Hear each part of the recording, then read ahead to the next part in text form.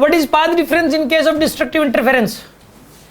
पता है क्या, हमें इस बात का पता है कि अगर डिस्ट्रक्टिव इंटरफेरेंस हो तो पाथ डिफरेंस लैम्डा बाई 2 हो सकता है, 3 lambda by 2, 5 lambda by 2, 7 lambda by 2, जिसके अंदर 1 2 3 n की वैल्यू 1 2 3 4 पुट करने पर ये चीजें जनरेट हो रही हो सीक्वेंस वाइज, तो समझ लो वही आंसर है। इसमें n की वैल्यू 1 2 3 पुट करो, क्योंकि n यहाँ पे तो ऐसा जब क्वेश्चन आ जाता है n की फॉर्म में, तो n की जगह एक इंटीजर ही पुट किया जाता है। इंटीजर मतलब 1 2 3 -1 -2 -3 ऐसे, जीरो भी कर सकते हो आप, ठीक है ना। यहाँ जीरो, यहाँ पे 1 पुट करो लैम्डा, फिर 2 लैम्डा 3 लैम्डा 4 लैम्डा बनेगी, तो जनरेट हो ही नहीं रहे, तो ये तो आंसर हो नहीं सकता। इसके अंदर पुट करो 1 2 3 पुट करो, नहीं बनेगा बात, ठीक है ना, ये चीज़ नहीं बनेगी, तो ये भी नहीं आ सकता। इसके अंदर देखो 1 पुट करो तो 2 लैम्डा बाई 2 पुट हो जाएगा, 2 लैम्डा बाई 2 क्या होता है, लैम्डा होता है, तो ये लैम्डा तो इसमें है ही नहीं कहीं पर भी, तो ये भी नहीं हो सकता। इसमें पुट करो 1 पुट करोगे तो लैम्डा बाई 2, 2 पुट करोगे तो कितना हो जाएगा 3 लैम्डा बाई 2, तो ये वाली सीक्वेंस जनरेट हो रही है इसमें, इसी से तो रही है सीक्वेंस जनरेट, तो यही आंसर है फिर उसके इसमें। अब आप ये कह रहे, देखो दोनों ही हो सकते हैं, ये कह रहा है कि सर 2n माइनस, देखो इसने कहीं पे, देखो अगर इसमें 2n माइनस 1 लैम्डा बाई 2 और कहीं पे ऐसा लिख रखा हो 2n plus 1 lambda by 2, sequence दोनों से जनरेट हो जाएगी।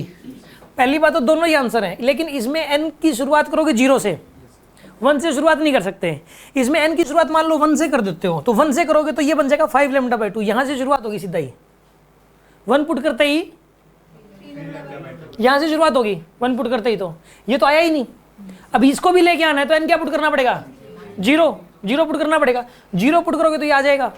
मतलब सुनो आप, अगर कोई कह देना कि एक जनरल, मतलब एक पाथ डिफरेंस का एक जनरल फॉर्मूला लिखो, पाथ डिफरेंस का, जो कि कंस्ट्रक्टिव इंटरफेरेंस को बताता हो, तो आप अगर ये लिख रहे हो, ये लिख सकते हो, तो लिखना पड़ेगा n की वैल्यू क्या क्या हो सकती है, 0 1 2 3, 0 भी लिख के चलना पड़ेगा इसके अंदर। लेकिन इसमें 0 मत पुट करो, चाहे इसमें 1 से शुरुआत कर लो आप, क्योंकि ये जनरेट हो जाएगा 1 से, 1 2 3, इसमें n की वैल्यू 1 पुट कर दो, 2 पुट कर दो, 3 पुट कर दो, इसमें 0 पुट करने की जरूरत नहीं है, इसमें 0 पुट करने की जरूरत है, दोनों सही हैं। हाँ, कंस्ट्रक्टिव में n लैम्डा लेते हैं और n को हम 0 से शुरू करते हैं, ठीक है। तो ये किसने कहा कि इसमें भी n को 0, तो उसको 0 से शुरू करना है तो इसको भी 0 से ही करेंगे, ये कोई रूल थोड़ी ना ऐसा। आप कह दो अलग से कि भी कंस्ट्रक्टिव इंटरफेरेंस का फॉर्मूला ले रहे हैं n लैम्डा और उसमें शुरुआत करेंगे 0 से, और इसका फॉर्मूला ले रहे हैं 2n माइनस 1 लैम्डा बाई 2 और शुरुआत कर रहे हैं 1 से, ऐसा करना अलाउड है।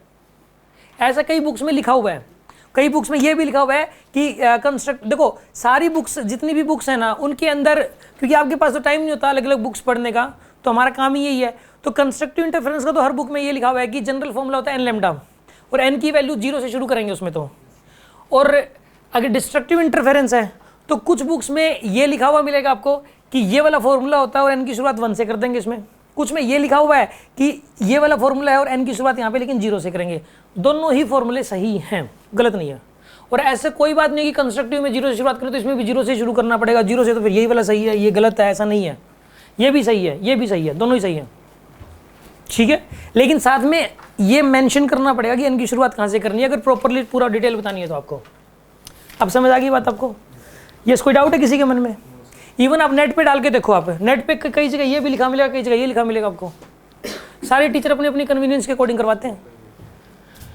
यस, कोई शक किसी को इस बात में?